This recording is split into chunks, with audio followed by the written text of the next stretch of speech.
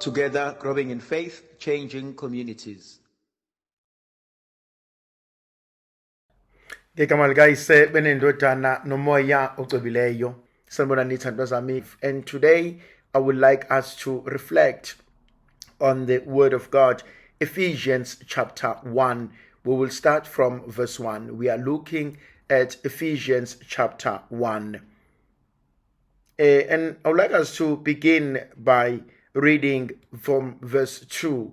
Ephesians chapter 1 from verse 2. Grace to you and peace from God our Father and the Lord Jesus Christ.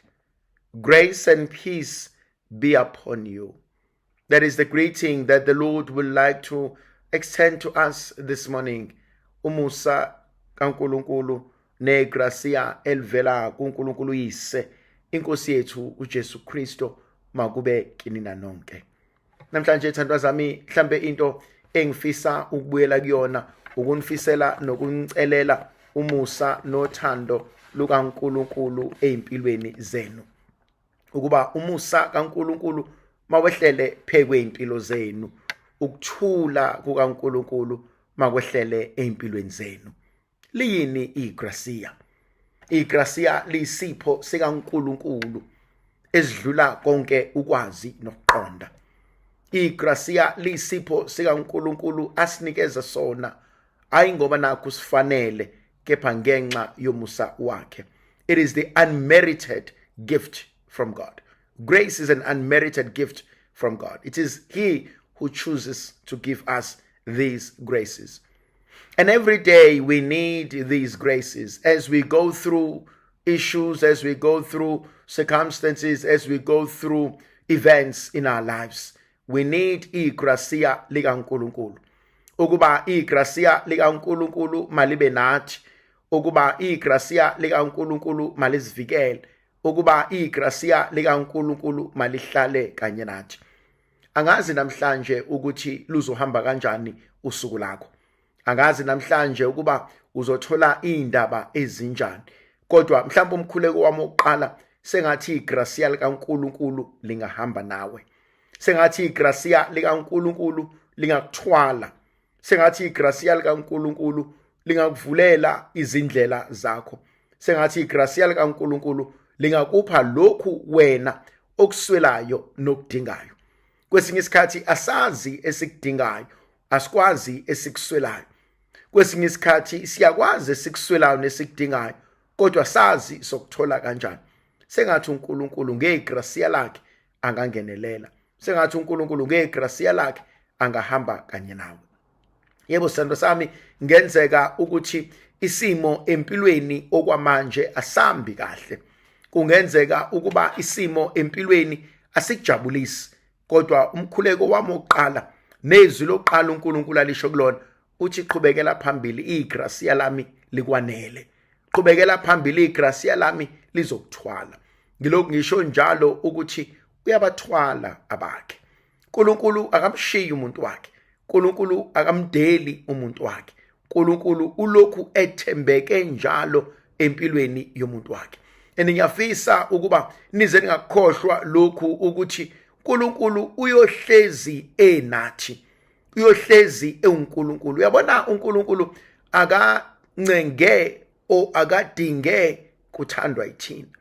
Akadinge kukhonzwa yithina ngokweqiniso ukuba enze ubulungiswa empilweni zethu. uNkulunkulu wabenza ubulungiswa singakazalwa. uNkulunkulu wabenza ubulungiswa sisangamashuli. uNkulunkulu wabenza ubulungiswa izwe lingakazi nanokuthi soke sibe khona, kodwa uNkulunkulu kade abenza ubulungiswa.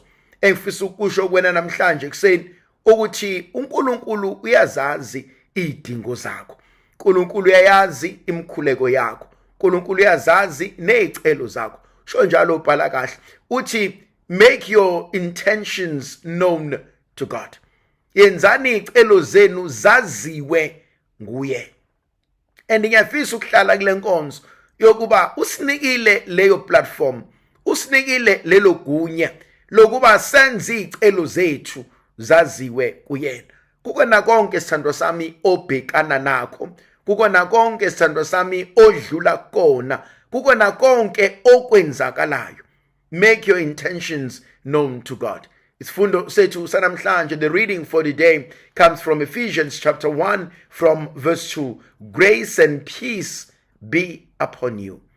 Chapter 1 verse 3.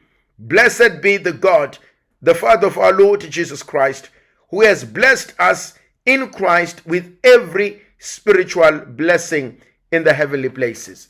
Ngiyafisa ukuhlala kuleyo nkonzo yokukhumbuza ukuthi we already receive the blessing from uNkulunkulu. We already have received everything that we will ever need for impilo zethu.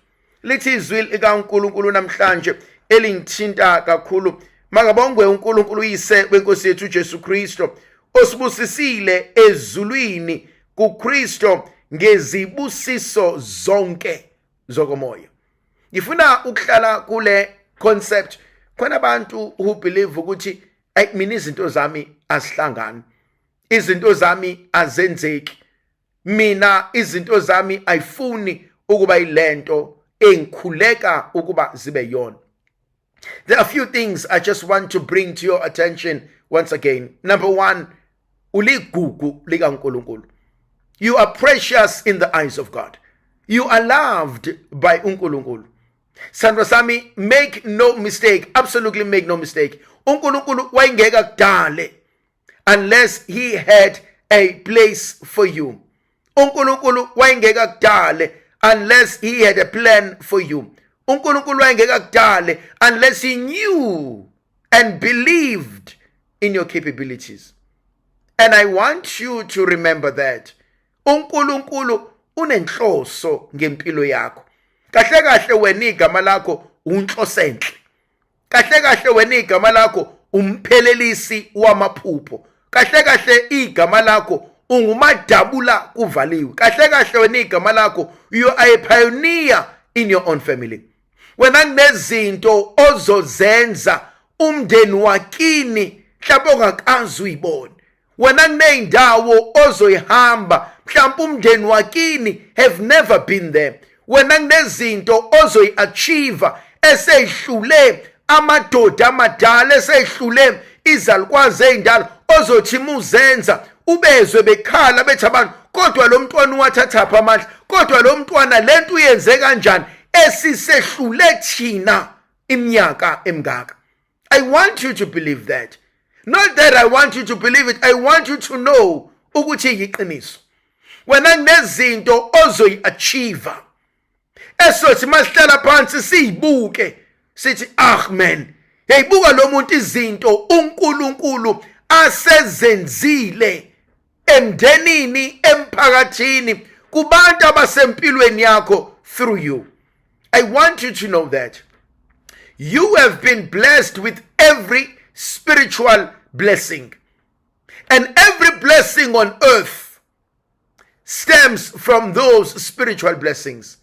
Ayikho into wena uNkulunkulu akuvalele yona. Ayikho into wena uNkulunkulu athe when I'm blessing them with spiritual blessings wena ngeke ngikubusise.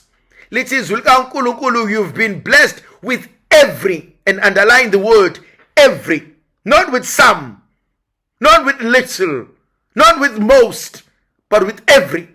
So there is no spiritual blessing that God has not blessed you with. Thandwa zami, ngifuna sibe nale ability to tap into the spiritual world. Sibe nale ability to tap into that which God has given us. You know, sometimes a problem yethu as abantu, we dictate to God how we should relate to us the spiritual matters. Inkinga enye sike sabhekana nayo, we wanted to study uNkulunkulu to an extent of studying spirituality sika uNkulunkulu. Many of us hear and go and study spirituality and study theology and study about God, and isikhohlwe into eyodwa, senkwenze konke. I must come to the greater realization, I don't know much. Shonjalo, one day, one of the greatest theologians, Thomas Aquinas, and Bonaventure, they come to this greater reality. They said, we have written so much about God. We have written so much of theology. But at the end of it all, as we approach our own death, we can admit humbly and say we still don't know much about God. It's like a drop in an ocean. Thandazami, I want you to know ukuthi kunezinto wena uNkulunkulu azozenza ngawe. Do not limit God to your own understanding. Do not limit God to your own framework of life. Let us avoid limiting uNkulunkulu through the lenses of our eyes. Let's allow uNkulunkulu abe uNkulunkulu. Let's allow uNkulunkulu enze imangalise empilweni zethu. Let's allow uNkulunkulu anze akufunayo ngathi. And I think the day we realize ukuthi let go and let God and just be open to whatever the Spirit is doing emabandleni. Asho njalo bhala kahle. Athi lalelana okushiwo umoya emabandleni. You know, one of the most powerful things about the Holy Spirit is that you cannot contain it. Is that you cannot dictate to the Spirit. The Spirit does as the Spirit wills. And so too, many of our churches, we want to control God. Many of our churches, we live on rubrics. Many of our churches, we live on rules and laws. And I'm not saying there shouldn't be rules and laws. I'm not saying that, because there will be chaos if there is that. But the danger is sometimes some of our rules and laws, they shut God out. And we think we know God. We are reflecting Ephesians chapter 1 on verse 3. Uchi, you have been blessed with every spiritual blessing. You are a spiritual being.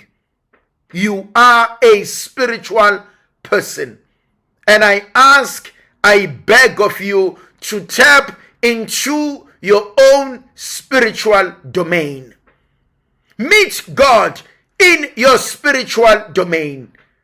Allow God to use you, to heal you, to mold you, and to shape you in your own spiritual domain. Allow religion to help you. Allow faith to sustain you. But allow spirituality to connect you with God. We need true spiritual people. The world thirsts, longs for authentic spirituality. A way to connect with God. A way to come closer to Him. And every day, ask the Holy Spirit to guide you. Ask the Holy Spirit, moyo ngcwele sengiyongena emsebenzini, moyo ngcwele sengiyobheka umsebenzi, moyo ngcwele sengiyohlangana nabantu, moyo ngcwele sengiyokwenza ukuthi iba ukuhlakanipha kwami. Go to that beautiful verse in Isaiah chapter 11. The gift of the Holy Spirit. Nkosi ngipha umoya wokuhlakanipha. Nkosi ngipha umoya wokuqonda. Nkosi ngipha umoya wolwazi. Nkosi ngipha umoya wokuthobela izwi lakho. Nkosi, give me the spirit of discernment. Then I will understand the plans that God has for me. Then I will understand the purpose of my life. Then I will live a fruitful life. So njalo namhlanje uNkulunkulu uthi you've been blessed with every spiritual blessing. You and I were never meant to suffer. You and I are never meant to be poor. You and I are never meant to be underdogs. You and I are never meant to be sidelined. We are blessed. We are a blessing. And never forget that. With every spiritual blessing. Verse 4. Even as He chose us in Christ before the foundation of the world, that we should be holy and blameless before him in love. Thandwa zami, listen to that powerful word. You were chosen before the beginning of time. You've always been a special child. You've always had a special place in God. Thandwa zami, I want to dispel this notion yokuthi wena izinto zakho ziboshiwe. I want to dispel the notion ethi wena uqalekisiwe. I want to dispel the notion ethi wena uthakathiwe. I want to dispel the notion ukuthi wena wadalela ukuhlupheka. No. Before the beginning of time, God has always had a plan and a purpose for you. Before the beginning of time, listen to that verse 4. It's so powerful. Verse 4 is so powerful for me. Njengalokhu asikhethele kuyena ngothando ngaphambi kokusekelwa kwezwe ukuba sibe ngcwele, ukuba singabi nakusolwa phambi kwakhe. Even as he chose us in him before the foundation of the world, that we should be holy and blameless before him in love. The first word I want to sit with, you've always been a chosen one. You've always been intandokazi. You've always been igugu likaNkulunkulu. And I would love you to remember that. I would love you to sit with that. I would love you to know that. That's number one. Number two, you've been elevated to something greater. You and I are called to holiness. Sibizelwe ubungcwele. Sibizelwe ukuhlala nabangcwele bakaNkulunkulu. Sibizelwe ukuhlala nezikhethwa zezulu. Sibizelwe ubungcwele bukaNkulunkulu. That's what God has created us. Thandwa zami, God makes no junk. God makes no mistakes. But God has always been part of our lives. God has always been part of our blessings. What does holiness mean? What does it entail? Holiness for me has to do with holistic life, complete life. Nothing is hidden in the presence of God. But I live as whole as I am, as complete as I am. Thandwa zami, ayikho into uNkulunkulu athi akafuni ungena kuyona. uNkulunkulu, I want to be part of every piece of your life. I want to be part of every decision that you make. I want to be part of everything that you want to become. I want to be part of your life. Once again, we are reflecting on Ephesians chapter 1. We are looking at verse 4 at the moment. But don't forget, before the beginning of time, you've always been planned to be with God. You are a chosen race. You are a chosen child. uNkulunkulu kunezinto azozenza ngawe. I want to say something that I want you to remember. I am chosen by God for this generation. I am chosen by God for this generation. Don't let that slip through your mind. Write that down. I am chosen by God for this generation. uNkulunkulu sengikhethile. I am chosen by God for this generation. That be the generation in my family, the generation in my friends, the generation at work. But I am chosen by God for this generation. Why? Because God is going to do something good. God is doing something new. God is doing something through me. I am chosen by God for this generation. And I want you to live that out every day. Every decision I make has to be influenced by the reality that I am chosen by God for this generation. If ekhaya siyahlupheka, I am chosen by God so that we will alleviate this poverty. If ekhaya bonke bayaxakeka, akekho oqeda umatric, I am chosen by God to ensure that from this generation onwards, everybody finishes matric. If ekhaya kuyaziwa bonke bayongena umatric abapass, I am chosen by God ukuthi in this generation it ends.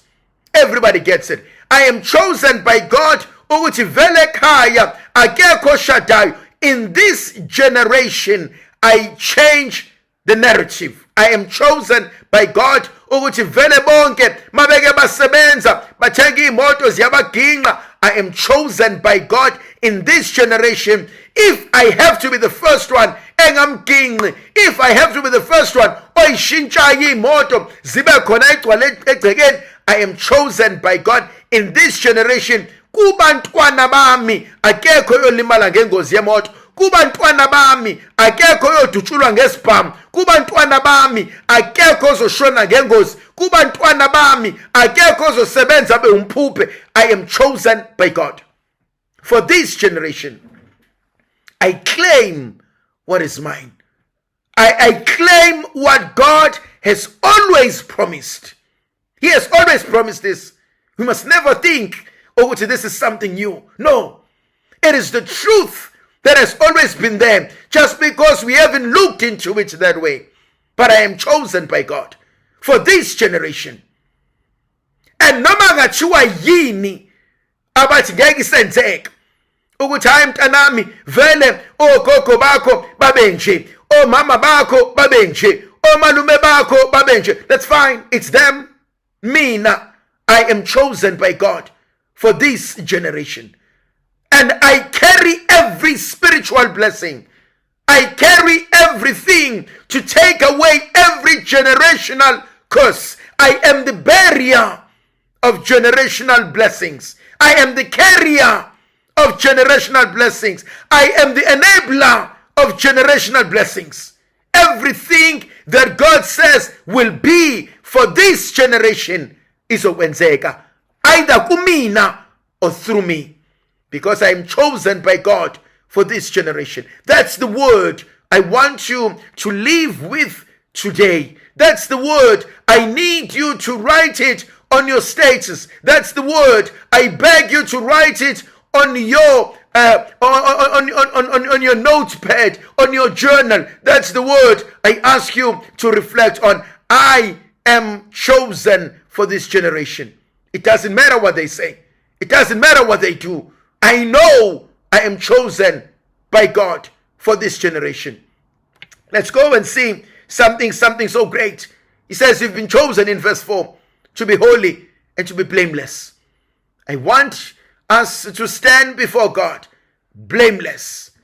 Not because we are worthy, not because we are perfect, but God has made us blameless. We stand before him ngoba usesihlanzile, usesihlambululile. Athi ubhala kahle, athi uselesulile icala lami. Athi ubhala kahle, athi uthathile ububi bami nezono zami, athi wayiphosa olwandle lokulibala. I stand before God blameless, not because of my own doings, not because I am perfect, not because I can do it, but because God can do it and has done it and continues to do it in my life. Thandwa zami, ufuna ukukhuluma nomuntu mina othi I've given up. Othi mina uNkulunkulu akasoze alalele imkhuleko yami. Othi mina vele ngiyisoni ngiyaziwa. Vele mina amahlazi amaziwe wona wonke umuntu. Ngifuna ukuthi kuwena namhlanje kuseni ngifuna uvuke. Wazi ukuthi lilodwa igama elikwazi ukuhlanza isono somuntu. Lilodwa igama elikwazi ukusindisa umuntu. Lilodwa igama elikwazi ukususa umuntu esonweni. Lilodwa igama elikwazi ukususa umuntu angabe isilahlwa abe isikhethwa inkosi uJesu. Ngifuna ukukhuluma nomuntu othi mina people bazi so much about me. Ngifuna ukukhuluma nomuntu athi mina I've been written igama lami on social medias, emndenini mabekhuluma bakhuluma ngami. Ngifuna ukutshela ukuthi mina ngiyayazi indoda ekwazi ukuhlambulula amahlazo abantu. Mina ngiyayazi indoda ekwazi ukuhlambulula izono zabantu. Mina ngiyayazi indoda ekwazi ukuphilisa umuntu. Mina ngiyayazi indoda ekwazi ukwenza umehluko empilweni yomuntu. Mina ngiyayazi indoda ethi sengikuzwe konke ngawe, athi sengibone konke ngawe, athi kakade vele ngiyalazi lonke iqiniso ngawe, athi kodwa namhlanje wena ngowami. Mina ngiyayazi indoda ethi woza kumina, I will give you a new start. Ngiyayazi mina indoda ethi woza kumina, mina I will give you a new beginning. Mina ngiyayazi indoda ethi woza kumina, athi mina ngizokhombisa abantu ukuthi ngiyakwazi ukuphilisa ngisindisa abantu ngesoni esaziwayo. Asho njalo umpostoli Paul athi look at me, athi I'm the greatest sinner of them all, athi yet he chose me. Namhlanje kuseni ngifuna ukusho njalo kuwena, as I say to myself, ukuthi namhlanje becomes the day engizahlukanisela yona uNkulunkulu, ngithi ngiyamkhetha njengenkosi nomsindisi wami. Namhlanje kuseni ngiya kuyena ngithi uNkulunkulu somandla ngimbonanga omunye obengangenzela konke. Namhlanje kuseni ngifuna ukuthi uNkulunkulu onomusa yelula isandla sakho somusa phekwe impilo yami. Namhlanje kuseni ngifuna ukuthi uNkulunkulu onomusa namhlanje njoba ngilalela izwi lakho alenze umehluko empilweni yami. Ngifuna mina umuntu ozothi inkosi sengikhathele, athi inkosi sengikwenze konke, athi inkosi ngicela ukubuyela kuwena ngokweqiniso. Ngifuna mina umuntu ozothi uNkulunkulu somandla hamba kanye nami ungenzele lokhu mina ngisengihlulekile ukuzenzela. Usho njalo ubhala kahle encwadini kaMarkus chapter 5 lithi izwi likaNkulunkulu wesifazane wayenomopho uthi wayesehambe yonke indawo engalithola usizo. Kodwa ngelinye ilanga wahlangana nenkosi uJesu maqedane kwenza umehluko. Athi ngelinye ilanga wahlangana nendoda yamadoda, ngelinye ilanga maqedane yenza umehluko empilweni yakhe. Namhlanje kuseni ngifuna ukusho njalo uthi kona konke ngiyamazi mina uNkulunkulu okwazi ukuphilisa. Othi namhlanje kuwena you've been blessed with every spiritual blessing. Othi kumina nawe namhlanje I am chosen for this generation. Othi kumina namhlanje konke kuzolunga because you are the chosen one. Othi kumina namhlanje konke kuzakwenzeka ngoba through you, through your hand, through your eyes, through your mouth, through your presence, kunabantu engifuna ukubaphilisa emndenini wakini. Kunama friends uNkulunkulu azowaletha, kunama colleagues uNkulunkulu azokuhlanganisa wanabo, kunabantu uNkulunkulu azokuhlanganisa nabo, and uNkulunkulu has a plan for you. uNkulunkulu kunama plans afuna ukwenza ngawe nanawe nakuwena nakubantu ozohlangana nabo, because uNkulunkulu knows and is knitting this story. That's the story of your life. Athi uNkulunkulu I'm gonna knit it. Athi ngizohamba nawe kuzo zonke izinto, athi ngizokwenzela konke. Listen to verse 5. Athi predestined us for Christ, for adoption in him as sons through Jesus Christ, according to the plan and the purpose of his will. Kade uNkulunkulu akuhlelela le ndaba emnandi kangaka. Kade uNkulunkulu akuhlelela. Athi uNkulunkulu kade wasimisela, athi wasihlelela ngaphambi kokuba sibe ngabantwana kuye ngoKristu Jesu, njengalokhu kwaba kuhle kuye kungentando yakhe enhle. Are you aware that you've been predestined for something greater? Are you aware ukuthi uNkulunkulu unento unecebe elihle akubekele lona? Athi kunezinto eziningi engifuna ukwenzela kona.